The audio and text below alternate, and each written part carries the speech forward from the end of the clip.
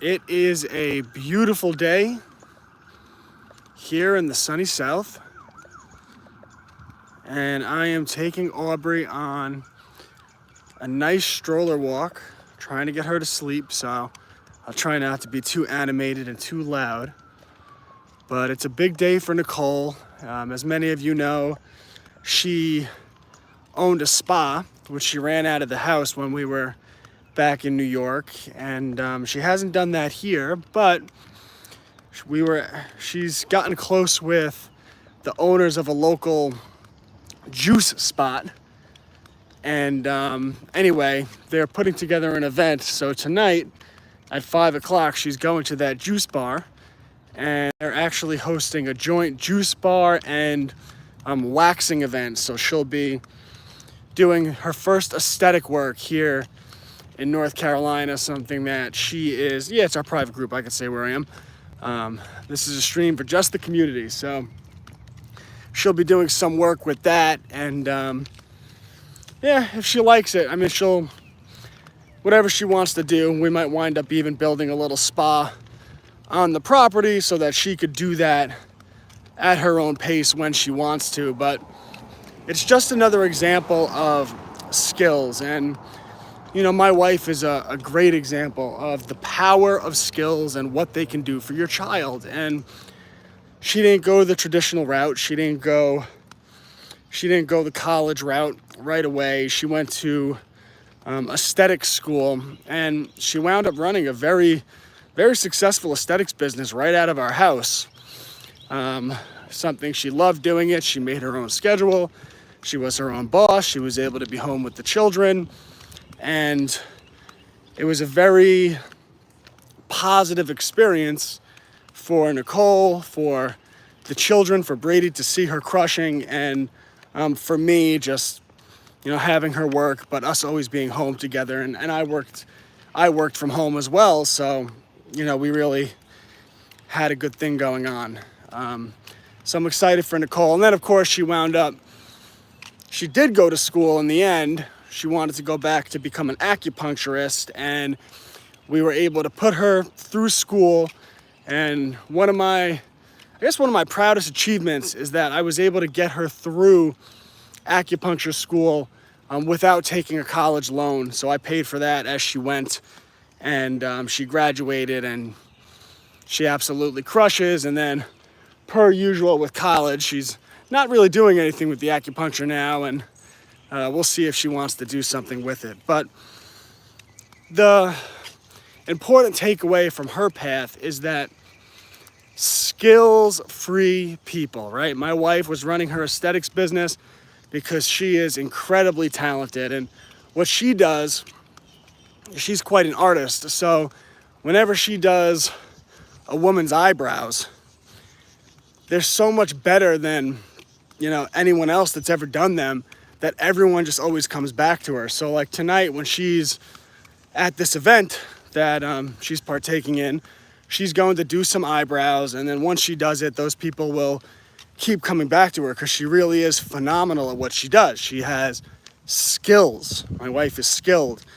And as we educate our children, we want to do everything we can to develop skills. And I was trying to talk about this a little bit last week, and our stream got cut off in the car, but I really want everyone to hear what I'm saying here and hear what I'm talking about, because right now in our community, we are doing project-based learning. And I know everyone's going at their own pace, and some people are a month behind, some people are weeks behind, some people are caught up.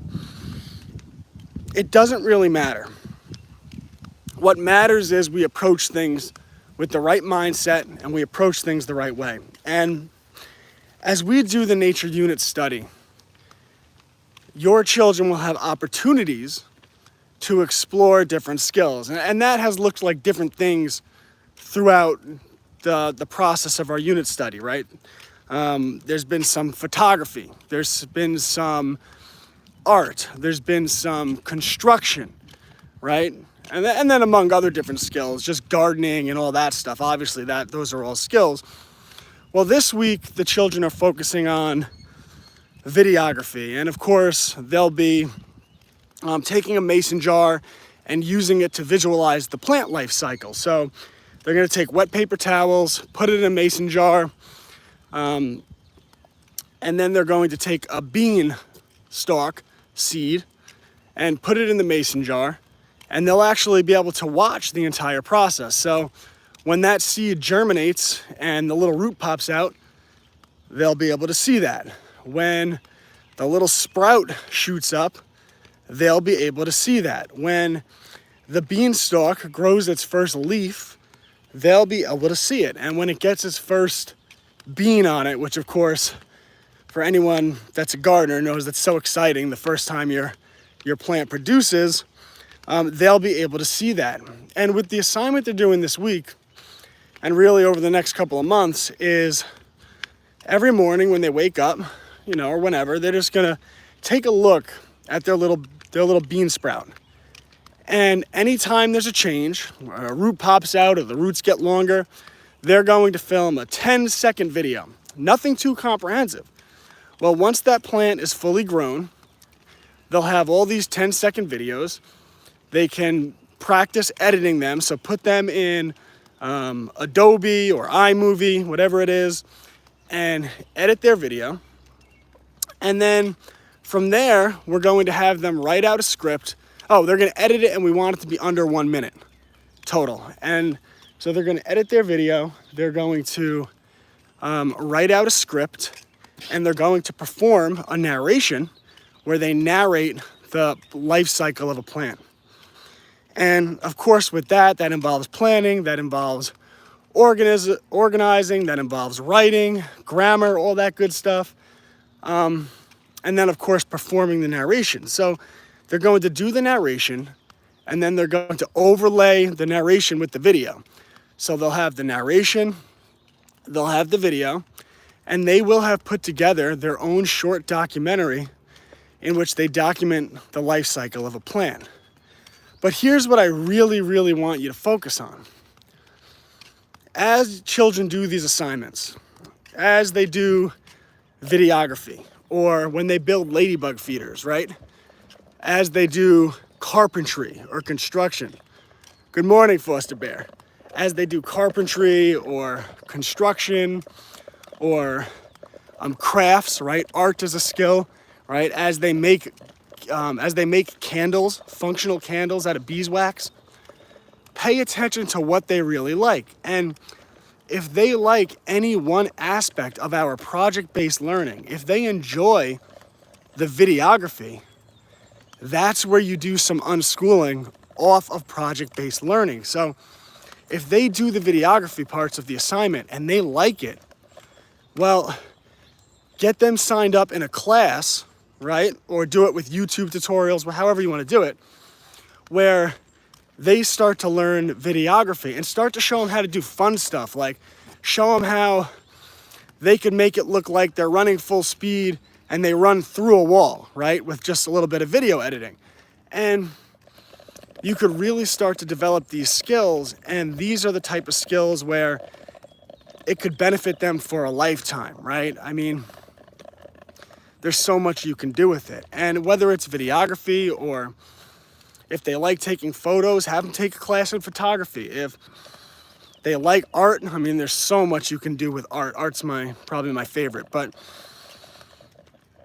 we can do unschooling off of the project-based learning, and that's how we really start to focus in on and develop those skills. And then those skills, and I know I say this time and time again, but those skills are what allow us to get our children entrepreneurial experience, to develop a mindset of abundance where they start to see opportunities that others don't. And then as they get older, they'll start to point out the things that they want to do, and they'll have the skills to pursue whatever it is they want, and they'll have experience, and then you just have to really work as the guide. So with the unit study, we're doing project-based learning.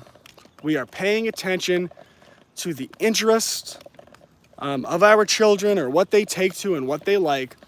And from there, we're doing additional unschooling or whatever you want to call it. I don't really care. But the point is, if they like the videography, teach them how to do the videography. If they like the construction, get them a $10 book on Amazon, construction for kids, carpentry for kids, woodwork for kids.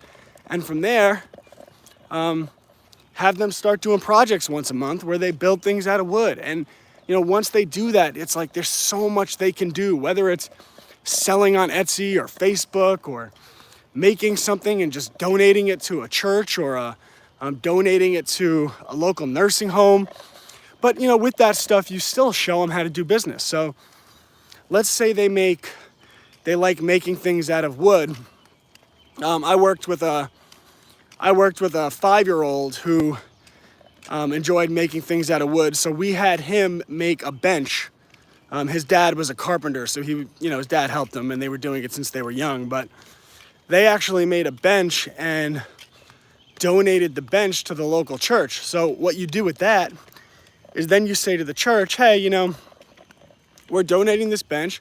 Do you mind if we put a little flyer over it that says, this bench was made by so-and-so, and if you want one made for yourself, call his mom at blah, blah, blah, blah, blah, right? And you're just teaching your children how to create opportunities for themselves, how to do positive things in the world.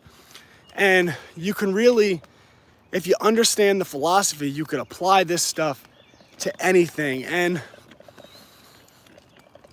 I always try to provide value for everyone. And if you could take anything away from me, it's to understand the overarching philosophy, because ultimately there is no one way to properly educate a child. Every child, based on their interests, based on their learning style, is different. And if we as parents, parent educators, are able to recognize that, then we are able to maximize the potential of their education. And I think people would be surprised how informal I am with educating the children. And I guess I just have so much confidence in the overarching philosophy that I know they'll be fine. I know they'll be fine. Because when you follow their interest and use that to teach skills and to get them experience, develop a winning mindset, everything else will fall in place. And this is a long life, and what they want to learn now will change and their interests change, but what sticks with them is the experience, the skills, and the critical thinking faculties. And you give your child those things, it doesn't really matter, like this ridiculous notion from the Department of Education, like they have to know this, they have to know that. Like, oh God, it's just drones. So anyway, that's really what I wanted to talk about today. And I hope everyone in the community could really, I hope I'm doing a good job of repeating it time and time again so that everyone understands it, because ultimately, if you understand and implement the philosophy over 18, 20 years, your child's going to win out in a big way. And yeah, we should, expose our children to stuff that helps them with their standardized testing, right? Like you want to make sure that if something's on standardized tests and it's within your morality, that you expose them to it. But ultimately, that stuff is garbage, and that's why most A students wind up working for people that didn't take school too seriously, because they're more entrepreneurial minded. Let me just try to read this. I got a little sun glare. You are my reassurance that I am moving in the right direction. Thank you for your streams. Glad I try to I try to be as repetitive as I can with these concepts, because I know as a parent it can be difficult at times, because you wonder to yourself, am I doing enough? These children in public school, they're getting 7 hours of instruction. Well, most of that instruction is nonsense, and it makes them hate learning, right? Like, I wouldn't want to do 7 hours of schooling a day. Ugh, what a dreadful childhood. run, play, explore, like do your thing, and we'll make sure that you learn plenty of skills and get all the right experience and keep you away from the bad things. Because ultimately, I know for a lot of us, and like for me, like people think I'm joking when I'm like, oh yeah, you know, I would let a drunk monkey educate my children before I sent them to public school. I'm like, oh really? You'd let a drunk monkey? I would, because a drunk monkey wouldn't indoctrinate my children. A drunk monkey wouldn't introduce them to very age inappropriate things that the school system likes to introduce children to. A drunk monkey wouldn't teach my children that they should hyper focus on outward characteristics. And of course, you know, they mask that in tolerance, which is hilarious. I mean, it's, you know, they know what they're doing. They're purposely dividing and conquering society with these narratives that they do. So, you know, so keeping them away from predators, like anytime you have doubt in yourself, be like, wait a second.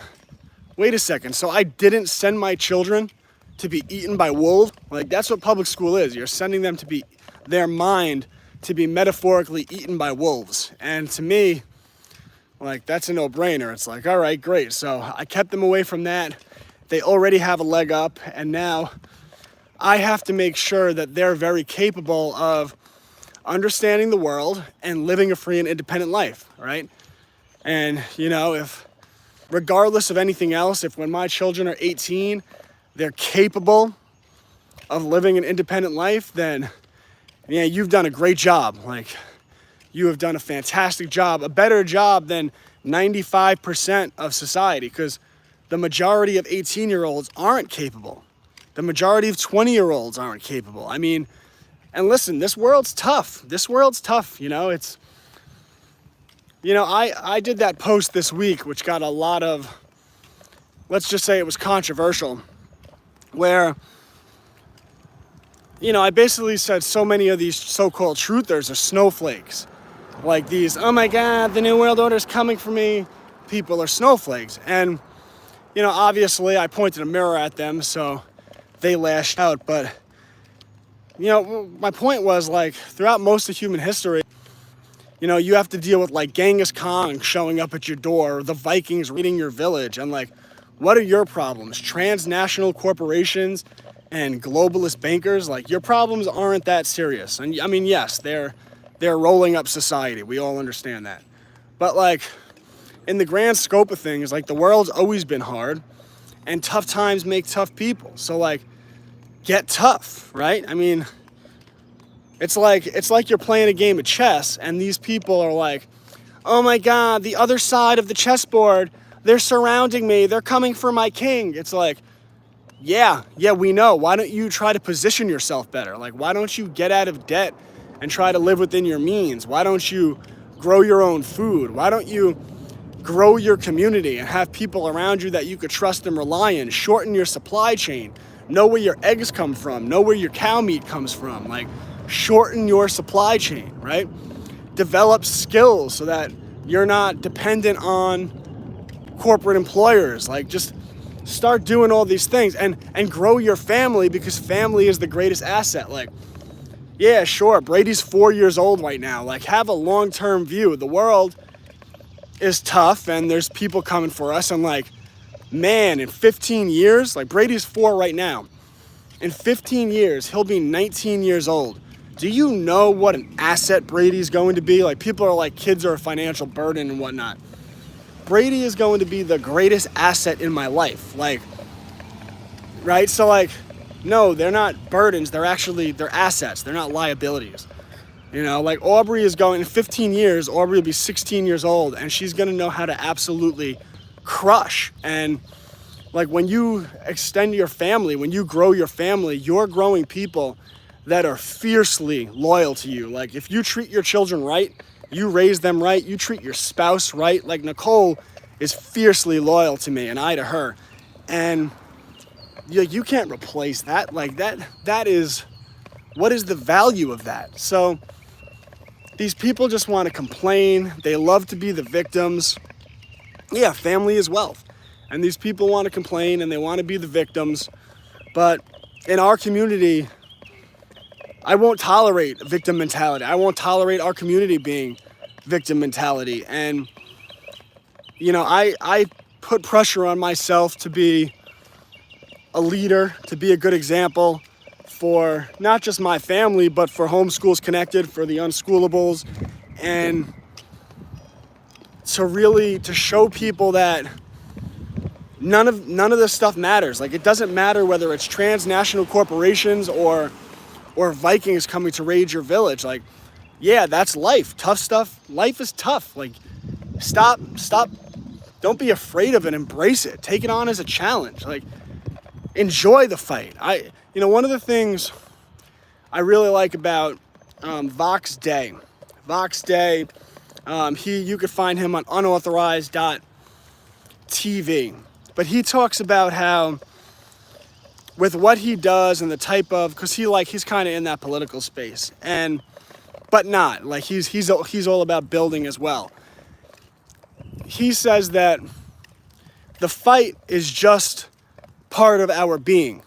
It's always been here and will always be here, and we embrace the fight. We look forward to the fight, and it's like when you shift that mindset and start looking forward to the fight, it's like you stop being so afraid. Like, yeah, I mean, there's bad people trying to do bad things. Like, Vox Day, he's built his own website off of his own servers. Like, he has his own servers, you know?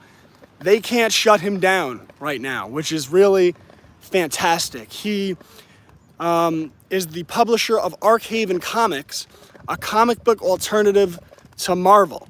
So he's giving parents and young people an alternative to the nonsense. And like, that's how you win, right? Like, that's what I try to do with Cubs to Bears. Right? He has a publishing house, and the more we all embrace that mindset, the stronger we become. And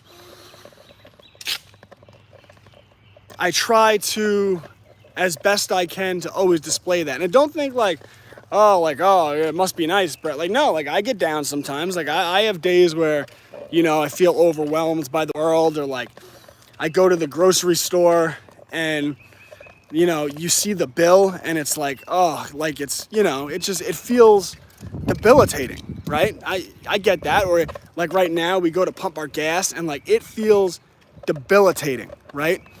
But it doesn't matter in the end. So it's like, all it does is reaffirm, like, okay, I need to be stronger. Like, my family's not ready yet. We need to get ready. We need to really ramp up and grow our food, and and just do all the things we can to position ourselves on that chessboard. And I try to be that example, and I hope every one of you are positioning yourselves and your families, and you're already doing the right things, because we're homeschoolers, right?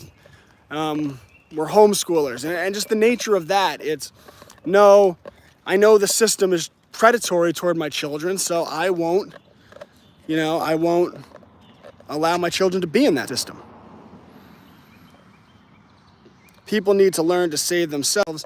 Stop relying on the government. Yeah, stop relying on the government. And, the real tough part, even more than the government, is to stop relying on corporations. And listen, I'm not there yet. Like, understand, when I talk about these things, I haven't achieved all these things. I'm working toward them, just like everyone else, right? Like, we're all reliant on these supply chains and these corporations that ship stuff across the world and across the country, and we're relying on them for employment and their systems, right? So like, it's okay to be reliant on them, just you have to actively work to be less reliant, because the less reliant you are, the more empowered you are. And when you become more and more empowered, the world stops being so scary. And, if the system collapsed right now, like the entire system collapsed right now,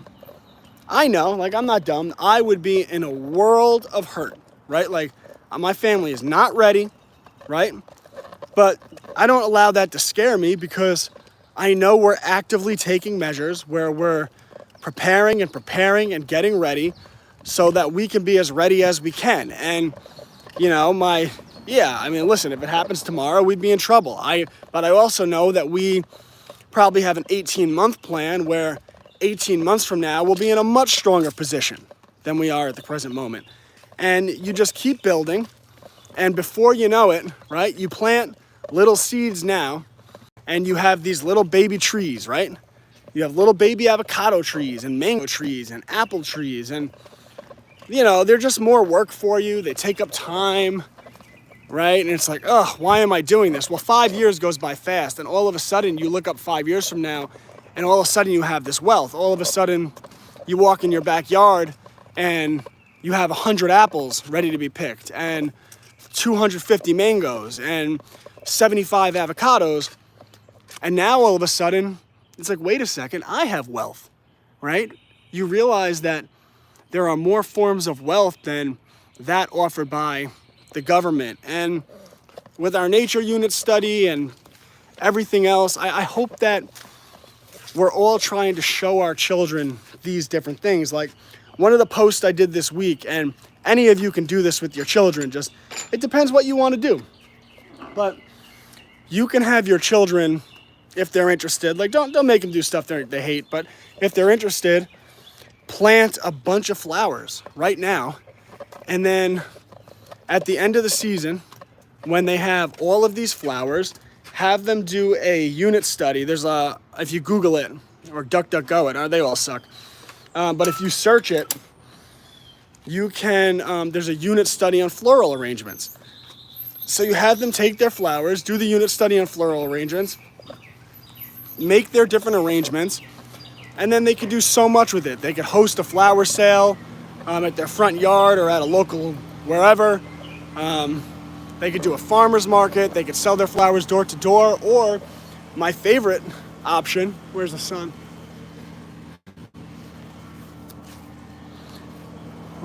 Just want to keep her out of the sun. My favorite option is to have them put together a sales pitch, because they have to practice organizing it. Have them put together a sales pitch and call up or walk over to a local florist and actually try to sell their flowers that they grew to a local florist at wholesale. And you'd be surprised. People like supporting children who are doing entrepreneurial things. So that florist might take a look at the flowers and say, wow, this is really great that you did this. You know, the florist will probably say, here's what I'd be able to sell these for, so here's what I'd be willing to pay you. And they might be able to grow their flowers and sell them wholesale to a florist. And if they do that, who knows? Maybe they make a connection where they say, hey, this was really great. If I grow a bunch of flowers next year, could I come back to you? And you don't know, like by the time they're 18, they might have a thriving flower business, which is hilarious. But, you know, it's definitely within the realm of possibility of things that our children can do. Some lady bears and I are working on a bear cookbook, very cool. Back to the basics and tips to pass on with all recipes from bears. I love it. I love it, I love it, I love it. So, anyway, I guess that's what I wanted to cover today, but I'm gonna get this girl inside. I gotta carry this stroller up the stairs because it is hot as a monkey's armpit out here. And I'm gonna do that. Then I gotta go take care of these plants. I gotta do some gardening. I gotta do some video production. I got things I gotta do. But, so yeah, that's what I wanted to cover. And I will see you guys. We'll see. Maybe I'll do a weekend stream. I don't know. We'll see how it goes. But I know Nicole's very excited about her big day today. So I want to make sure that I take care of everything that I can so that she could do her thing, because she is a crusher, and I know she loved doing aesthetics. So I know that she has a good opportunity tonight, and she'll absolutely crush it. A cookbook, that sounds great. How do I contribute? Foster Bear and Pharma Mom Bear, do you guys use the same names in Homeschools Connected? I just don't want to cut the stream if you're trying to connect. Do you guys use those same names? If